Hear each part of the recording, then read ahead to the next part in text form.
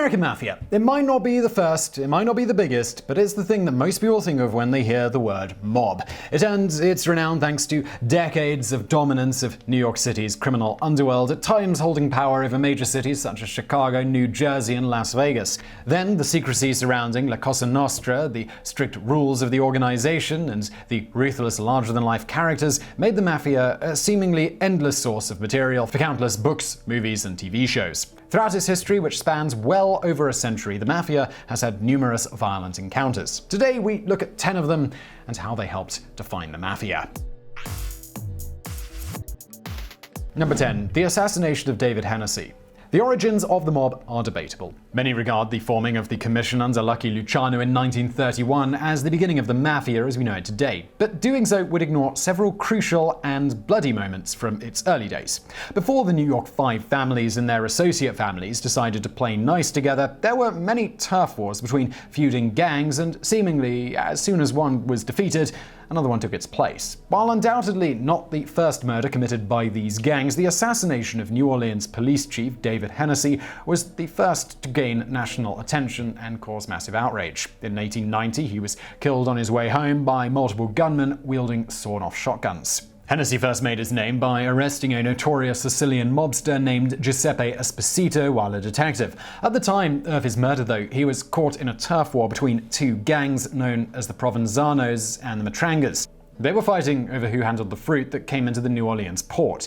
It was never proven conclusively who killed Hennessy, but everyone thought it was the mob. Even the mayor called the police chief a victim of Sicilian vengeance. The Matrangas were the main suspects and 19 men were indicted. 9 went to trial, but they were all released on acquittals and mistrials. The public was furious with the outcome, and this resulted in the largest single mass lynching in US history. Over 10,000 people stormed the jail and killed 11 of the alleged gangsters. Moreover, many publications of the time condoned the action and contributed to an ever-growing belief that all Sicilians were involved in the mob. Number 9. The Mafia-Camorra War. Before the Sicilian mob had a stranglehold on New York City, it competed for territory with the Camorra, a criminal outfit originally based in Naples. At the beginning of the 20th century, the most powerful Sicilian gang was the Morello crime family based out of Harlem. It was led by Giuseppe the Clutch Hands Morello, an immigrant from Corleone, Sicily. He was retroactively referred to by some mobsters as the boss of all bosses. This unofficial title was meant to denote the most powerful crime boss. Technically, it became obsolete once the commission was instituted, although the chairman was always considered to hold the position informally. In 1909, Giuseppe Morello went to prison. His half-brothers took control of the family and in 1914 started a gang war with the Camorra over control of gambling in Manhattan. The violent power struggle lasted until 1917, and although the Sicilian side won and drove the Camorra out of New York, it did not happen without heavy losses on both sides. The most significant hit occurred on September 7, 1916, when the leader of the Morello family, Nicholas Morello, and an associate were assassinated in front of a Camorra-controlled coffeehouse. They were lured there under the pretense of a peace talk, but the Neapolitan gangsters only intended to gather as many top Morello men as possible to take them out at the same time. Surprisingly, this had a worse impact on the Camorra. Many of their lieutenants were actually convicted of the murder after one of the triggermen, Ralph Daniello, testified against them. Number 8. The rise and fall of De Aquila.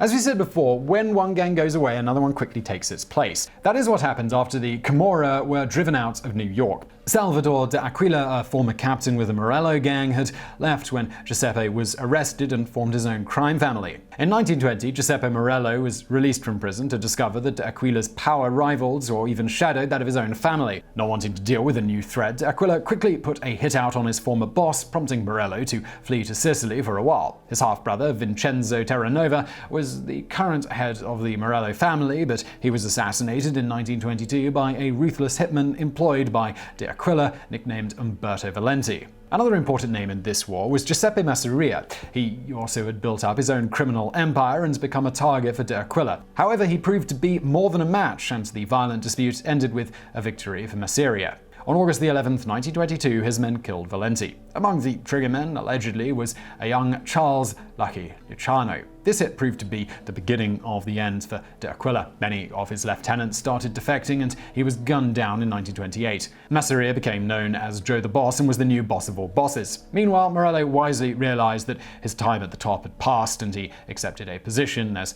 Massacre's consigliere. Number 7. St. Valentine's Day Massacre.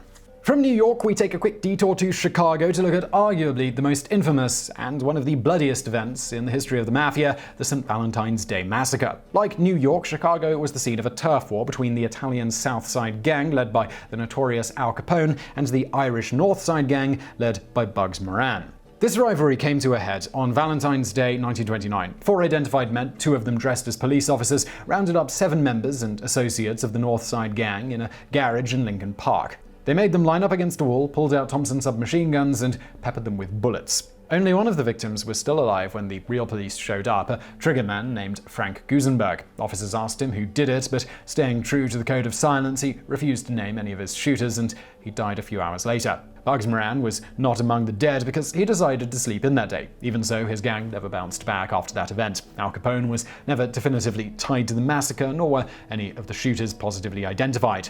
His gang became known as the Chicago Outfit and turned into the only game in town. Number 6. The Castellammarese War.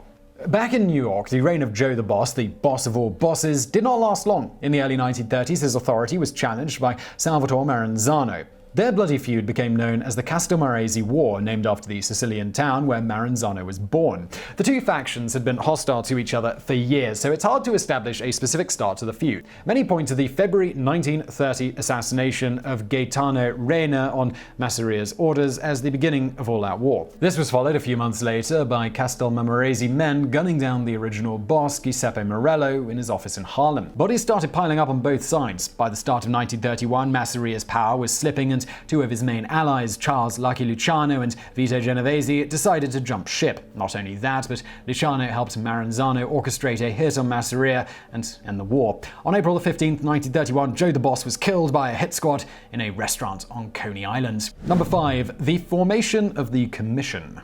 Salvatore Maranzano was now the boss of all bosses, but not for long. His reign at the top lasted only a few months before being taken out by Luciano. Outwardly, the Castellammarese War was a straightforward power struggle between 2 similar factions. Underneath the surface, though, there was a second cultural war taking place between the old guard and the new. Guys like Massacre and Maranzano were Moustache Petes, men who started their life of crime in the old country and brought their strict Sicilian traditions to America. Mobsters like Luciano were the Young Turks, who wanted to try new things such as expanding their criminal enterprises and collaborating with non-Italian criminals. Although a traditionalist, Maranzano did innovate the American Mafia to an extent. He founded several of New York's 5 families and established the hierarchies within those families. However, his capos were tired of there being a boss above all others. Both Maranzano and the Young Turks realized the other side had to go, but Luciano ended up being a little quicker. In September of 1931, he sent some of his Jewish associates to Maranzano's offices dressed as police officers, and they murdered him. Afterwards, Luciano reorganized the American Mafia as we know it today. He formed a governing body called the Commission that looked out for the interests of all the mob families. The original members of the Commission were the leaders of New York's 5 families, as well as Al Capone representing the Chicago Outfit and Stefano Magaddino, the boss of the Buffalo crime family. Number 4. The assassination of Dutch Schultz.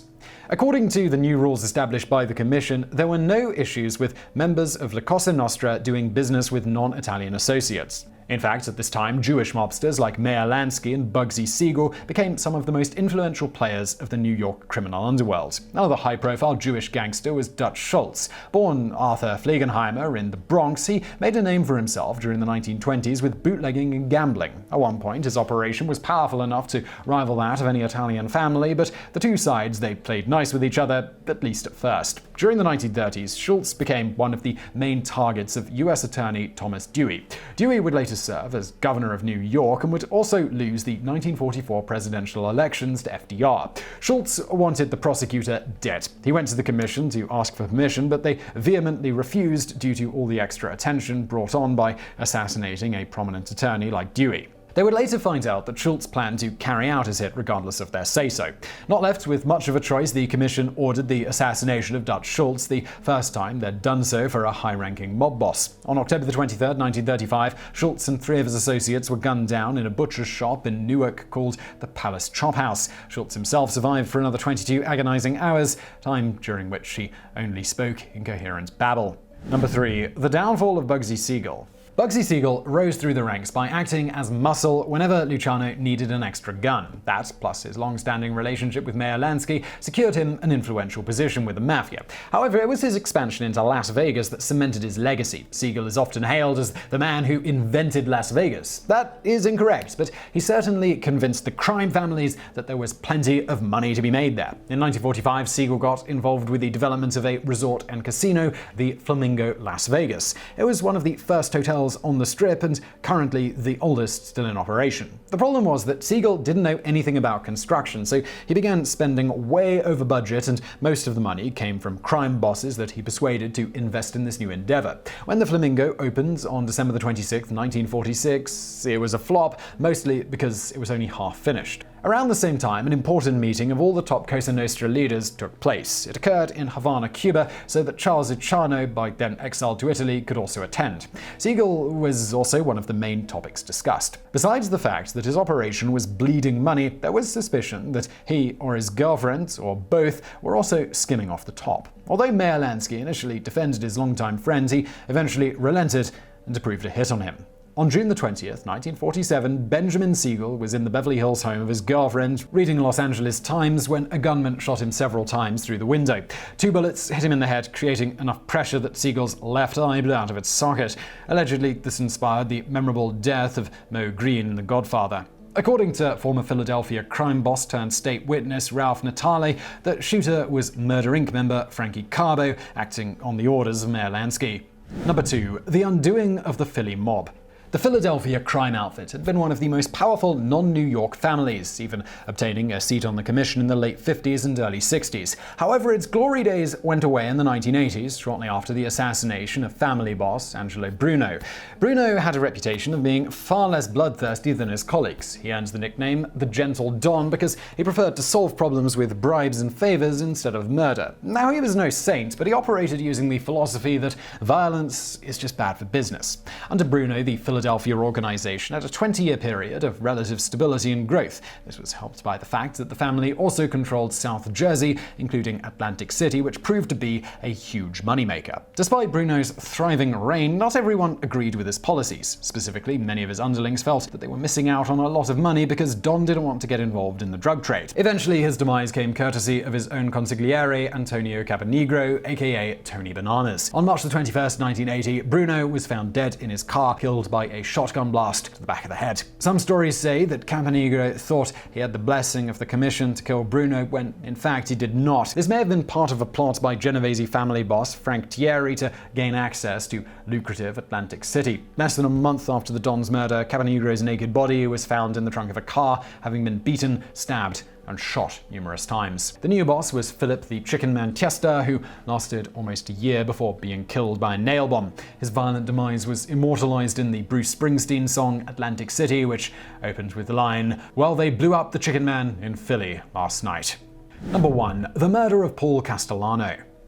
In 1975, mob boss Carlo Gambino enjoyed a rare fate for most people in his profession. He died at home of natural causes. Everyone expected his underboss to become the new Don, but instead Gambino named Paul Castellano as the new head of the family. This created a rift in the organization between the men loyal to the new Don and the ones who still supported the underboss. Castellano ruled over the most powerful criminal organization in New York and even served as chairman of the commission. However, he drew the ire of many of his capos for demanding larger payments than normal and restricting their drug trades. One of these capos was John Gotti. He was told to stop dealing drugs, but he ignored Castellano and he did it anyway. Word eventually reached the Don and Gotti knew that he was a target. But he decided to get Castellano first. On December 16, 1985, the Don and his bodyguard, Thomas Bellotti, were driving to Spark Steakhouse in Manhattan. They were ambushed outside by 4 men who gunned them down, while Gotti and his associate, Salvador Sammy the Bull Gravano, were watching the whole thing from a limousine.